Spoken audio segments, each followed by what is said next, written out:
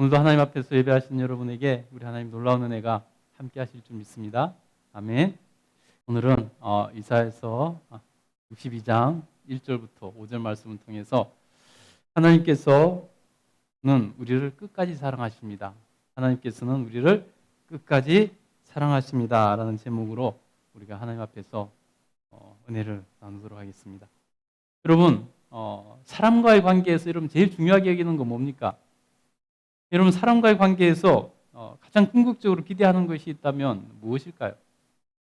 여러분, 사람과의 관계에서 정말 감동을 받았다고 느낄 때, 정말 가장 큰 감동을 받을 때 언제일까요? 예, 여러 가지 경우들이 있겠지만은 정말 가장 감동적인 순간은 언제냐면 바로 변함없이 끝까지 내 곁에 있고 나를 사랑해주는 그 모습을 볼 때, 그때 우리는 감동을 받습니다. 여러분, 내가 사랑하는 남자가, 내가 사랑하는 여자가 변함없이 끝까지 내 편이 되어줄 때, 내가 정말로 어렵고 힘든 상황에도 변함없이 내 편이 되어줄 때, 여러분 얼마나 고맙고 감동이 느껴집니까? 어떤 사람은 저한테 그런 얘기를 했어요. 자기 친구들은 자기들 친구들 다 비슷할 때 결혼을 했는데 자기 친구들은 다 이혼을 했대요. 물론 이제 자기 입장에서 이렇게 남자들이 얘기를 했겠죠. 근데 그 친구들이 다 이혼을 할 때 이유가 뭐였냐면 다 가정이 경제적으로 궁핍해지고 어려워졌을 때, 변함없을 줄 알았던 가정이 깨지고 이혼을 하더라는 것입니다.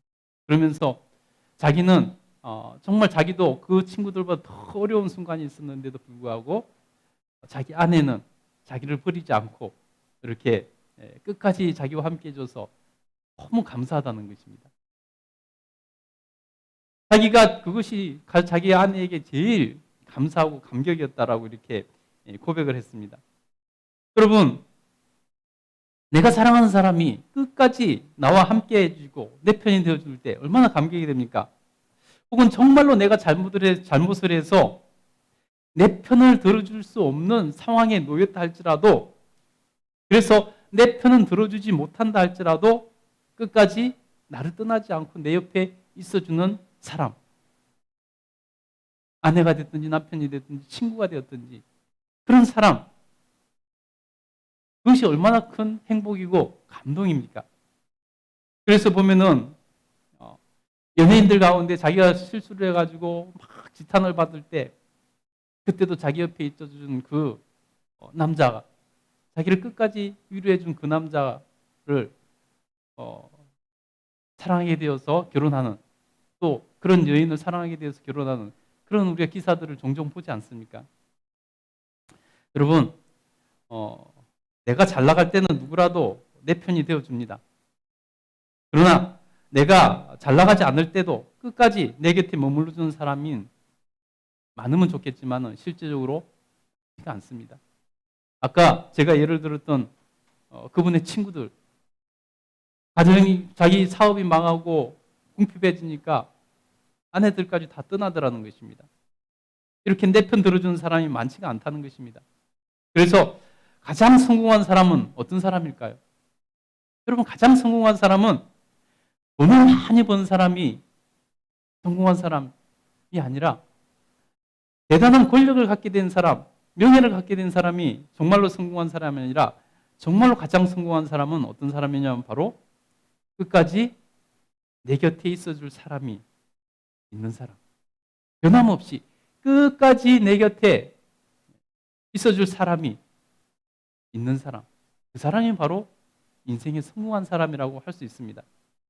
여러분 곁에는 그런 사람이 있습니까? 어떠세요? 여러분 곁에는 내가 어떠한 상황에 처한다 할지라도, 어떠한 고난 가운데 처한다 할지라도, 혹은 내가 어떠한 잘못을 했다 할지라도,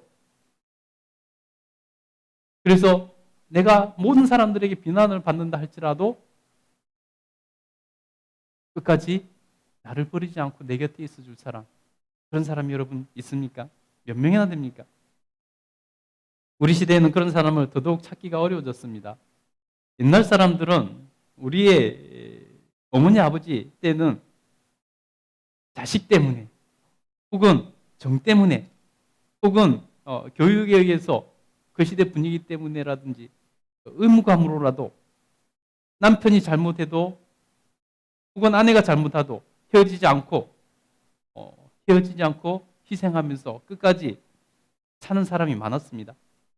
그러나 요즘은 그런 경우가 정말로 많이 줄어들었습니다. 부부가 살다가 조금만 안 맞으면은 죽을 때까지 끝까지 사랑하고 함께 하겠다는 그 맹세를 저버리고 금방 헤어져 버리는 시대가 되었습니다.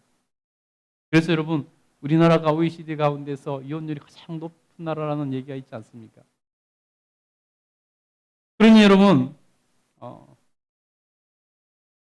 남남의 관계에서 끝까지 함께 하는 것을 기대하는 것은 정말로 힘든 시대가 되어버렸습니다. 그런 기대를 할 수 없는 그런 시대에 살아가기 때문에 끝까지 함께 할 사람이 옆에 있을 것이라는 기대를 하기 힘든 시대를 살아가고 있기 때문에 그래서 현대인들이 그렇게 외로움을 호소하는 것 아니겠습니까? 그러나 주변의 모든 사람이 나에게 등을 돌린다 해도 주변의 모든 사람들이 나를 떠나간다 해도 나만 등을 돌리지 않으면은 끝까지 나와 함께 해주시는 분이 있습니다. 심지어 내가 등을 돌리고 떠나도 끝까지 나를 기다려주시는 분이 있습니다. 여러분, 그런 분이 있으면 얼마나 좋을까요? 여러분, 그런 분이 있으면 얼마나 힘이 날까요? 오늘은 그분에 대해서 알아보도록 하겠습니다. 오늘 본문은 이스라엘 민족의 역사를 좀 알아야지 이해를 할 수 있습니다. 이스라엘이라는 나라는 정말로 힘없고 연약한 작은 나라입니다. 나라 크기가 인구의 수가 그래서 국력을 상징하던 그러한 시대가 과학이 발달되지 않았던 그런 시대 아니었습니까? 나라 크기가 인구 숫자가 국력을 대변하는 물론 아직도 그렇지만은 이렇게 과학이 발달되기 전에는 더욱더 그랬습니다. 그런데 이스라엘이라는 나라는 어떤 나라냐면은 강원도보다도 작은 나라, 땅덩어리가 그렇게 작은 나라입니다. 그러니 그곳에 사는 사람들이 많이 살아봤자 얼마나 많이 살았겠습니까? 뻔하죠. 그러니 누군가의 도움이 없이는 나라가 유지되는 것 자체가 사실은 불가능한 그런 나라라고 볼 수 있습니다. 차라리 섬나라였다면은 유지가 될 수 있겠지만은 불행하게도 이스라엘 나라는 지리적으로 아주 불리한 그러한 곳에 있었습니다.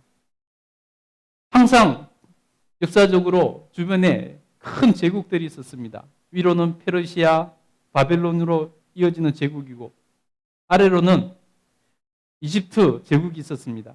그 중간에 끼어서 늘 불안한 보잘것없는 크기의 작은 나라였습니다. 그런데 그 나라가 어떻게 유지될 수 있었을까요? 성경을 읽어보면 그 나라의 역사가 쭉 기록되어 있습니다. 그 나라는 항상 하나님께서 그 제국들의 위협으로부터 나라를 지켜주셨습니다. 그래서 그 나라는 유지될 수 있었습니다. 그랬더니 이스라엘 백성들이 정신을 잃은 것처럼 마치 자기들 힘으로 나라가 유지되는 것처럼 나중에 그것을 당연시 여겼습니다. 여러분, 우리가 사람들에게 친절을 베풀면은 그래서 사람들에게 잘해주면 처음에는 고맙다 그러잖아요. 그런데 친절하게 호의를 베풀면 나중에는 그것이 마치 당연한 듯이 여기는 것이 사람의 본성인 것 같습니다. 이스라엘 백성들이 그랬습니다. 하나님 은혜로 나라가 유지되었음에도 불구하고 그것이 계속 이어지니까 마치 자기들의 능력으로 나라가 유지되는 수로 착각을 했습니다. 그래서 그들은 이제 하나님 없이도 자기들 힘으로 또 잘 될 것이라고 생각하고 하나님을 배신하고 하나님께 불순종하기 시작했습니다. 하나님께서 여러 차례 경고를 하시고 선지자들을 통해서 여러 차례 경고를 하셨습니다. 그럼에도 불구하고 그들은 듣질 않았습니다. 그래서 하나님께서는 결국 그들을 내버려 두기로 하셨습니다. 멸하시기로 작정하셨습니다.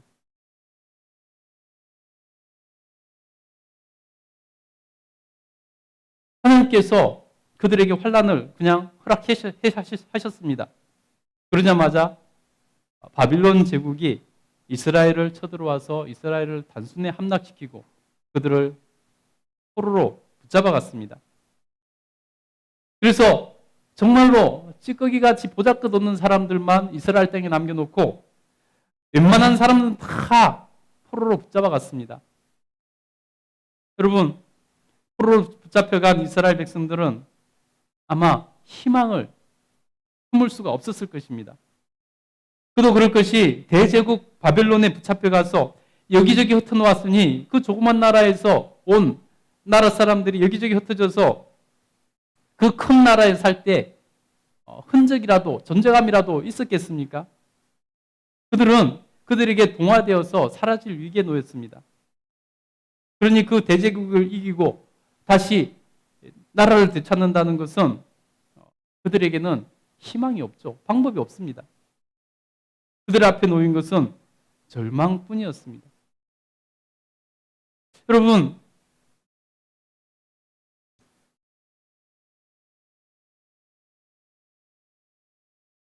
바벨론은 얼마나 포악했던지요.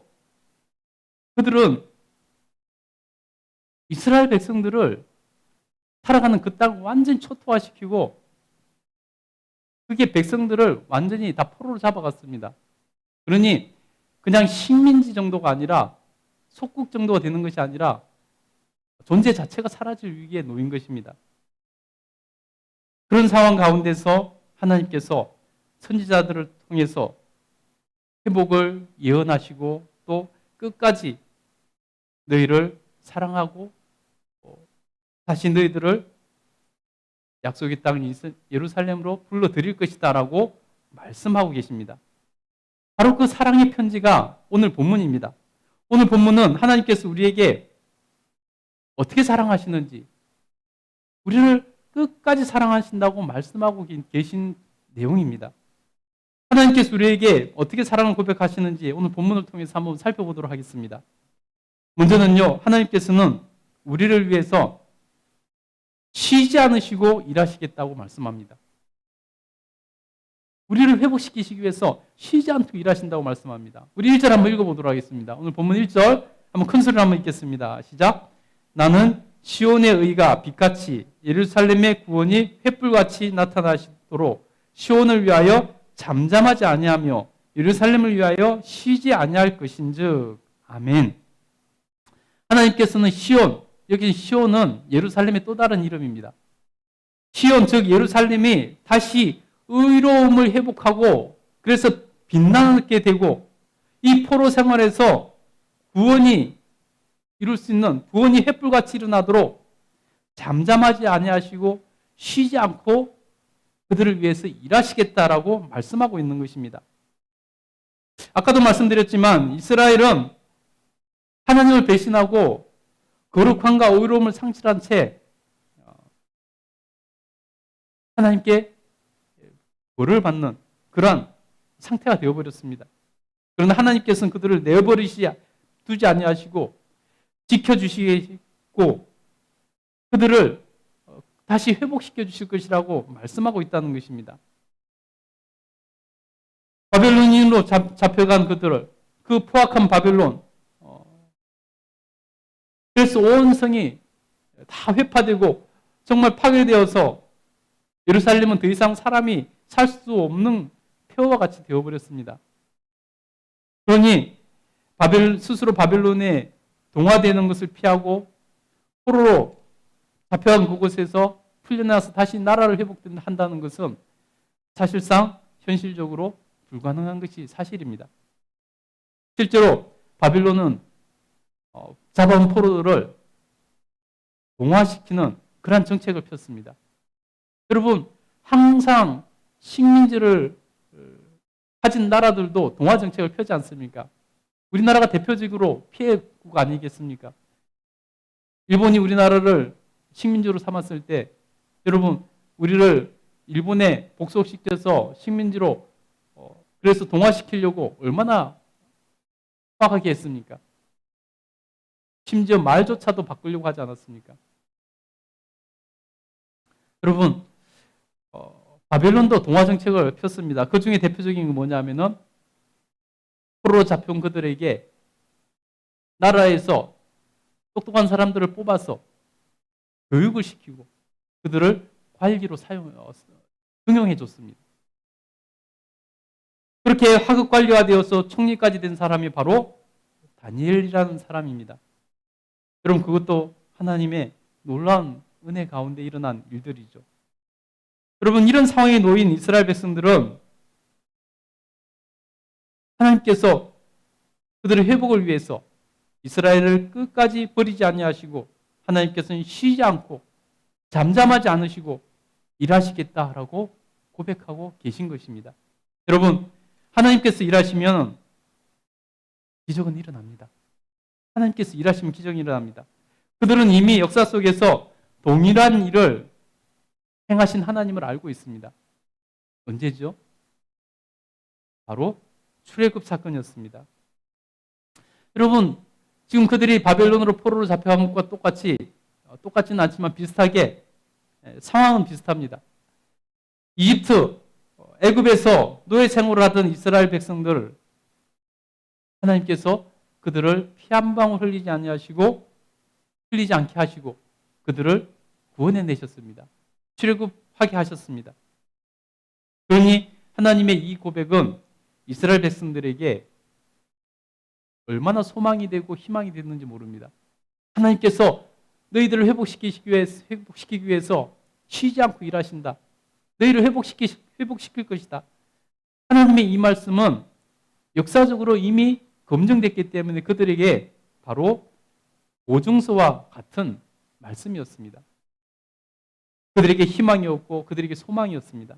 그래서 이스라엘 백성들은 그 말씀을 믿고 예레미야 선지자가 예언한 대로 70년을 민족성을 잃지 않고 바벨론에 동화되지 않고 소망을 가지고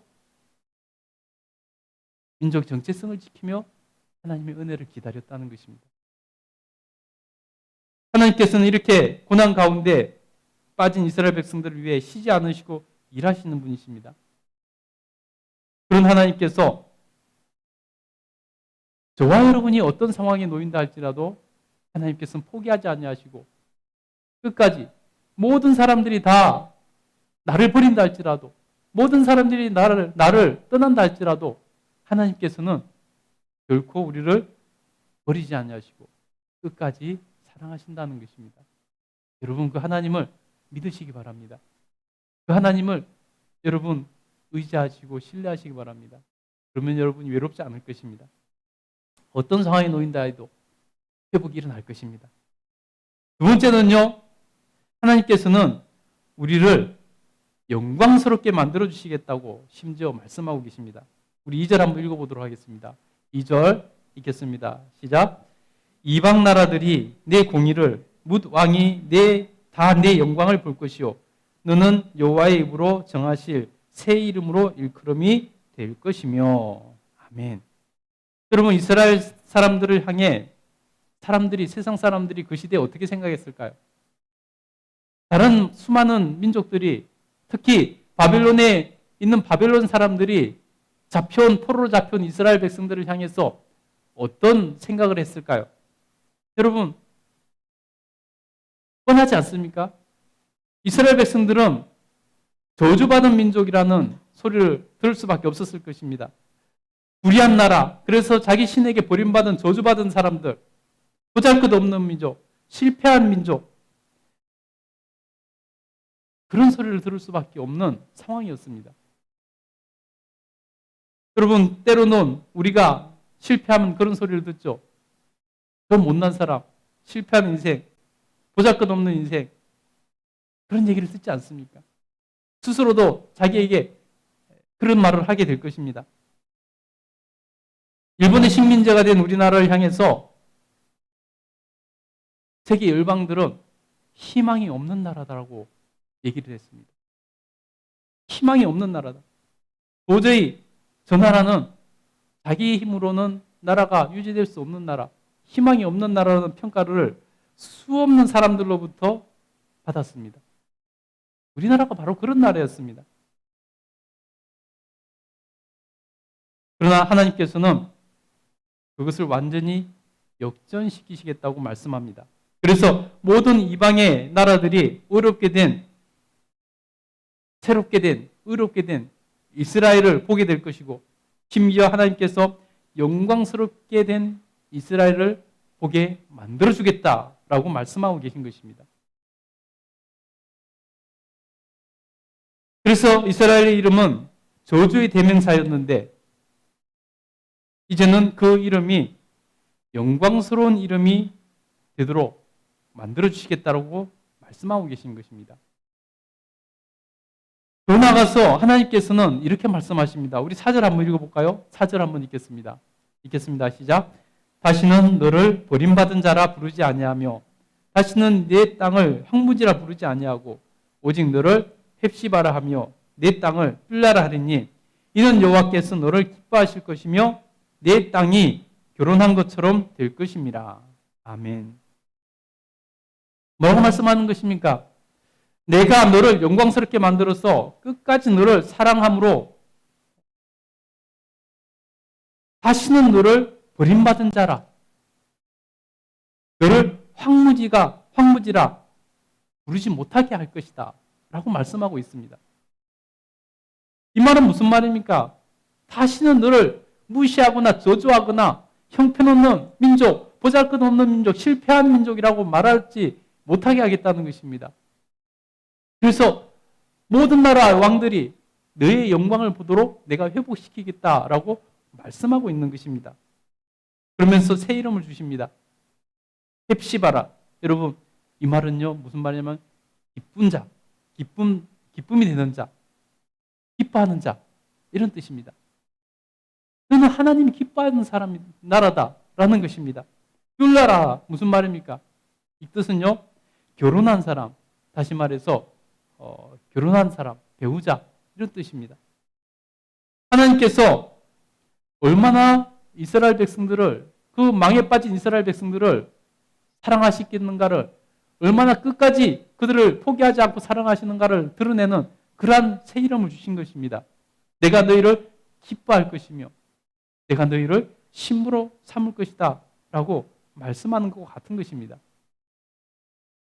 여러분, 하나님께서는요 우리가 실패를 하고 우리가 좌절하는 상황에 놓이고 우리가 그래서 모든 사람들에게 저 사람은 정말 실패한 인생이야, 저 사람은 가망성이 없어, 이런 상황 가운데서도 하나님께서는 우리에게 너는 내 기쁨이야, 너는 내 신부야 라고 말씀하신다는 것입니다.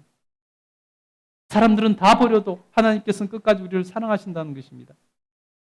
여러분, 그 사랑 안에서 복을 누릴 수 있게 되기를 축복합니다. 세 번째는요, 하나님께서는 우리를 왕관처럼 귀하게 삼아주신다고 말씀합니다. 우리 3절 한번 읽어보도록 하겠습니다. 3절 읽겠습니다. 시작. 너는 또 여호와의 손에 아름다운 관, 내 하나님의 손에 왕관이 될 것이라. 아멘. 여러분, 왕관 얼마나 귀합니까? 여러분, 왕관 우리가 눈으로 구경밖에 못 해봤잖아요. 왕관 써본 적 있으세요, 여러분? 만져본 적 있으세요? 실제 왕관? 없을 것입니다. 그만큼 귀한 것이죠. 왕관은 옥새와 함께 왕을 상징하는 가장 대표적인 물건입니다. 특별히 왕관은 영광을 상징하는 물건입니다. 영광을 상징하는 물건입니다. 왕 외에는 누구도 가질 수도 없고 쓸 수도 없는 것입니다. 또한 왕관은 왕이 늘 함께하는 물건입니다. 늘 물에 쓰고 왕의 업무를 합니다. 하나님께서 이스라엘을 아름다운 왕관으로 삼으시겠다라고 말씀합니다. 여러분, 하나님의 왕관이 된다는 것 얼마나 대단합니까, 여러분? 인간의 왕관도 대단한데 하나님께서 왕관을 삼으시겠다는 것입니다. 이 말씀은 하나님께서 이스라엘을 얼마나 귀하게 여기시고 얼마나 존귀하게 만드시고 얼마나 함께 하실 것을 보여주는 말씀이라는 것입니다. 하나님께서는 이스라엘 백성을 사랑하시되 끝까지 사랑하실 것을 말씀하고 계십니다. 그래서 약속하신 70년 만에 이스라엘 백성들을 고국으로 돌아오게 해주십니다. 마찬가지로 그들의 힘으로는 도저히 불가능한 일이었지만은 하나님께서 황제 고레스를 통해서 그 백성을 그냥 돌려보내도록 하십니다.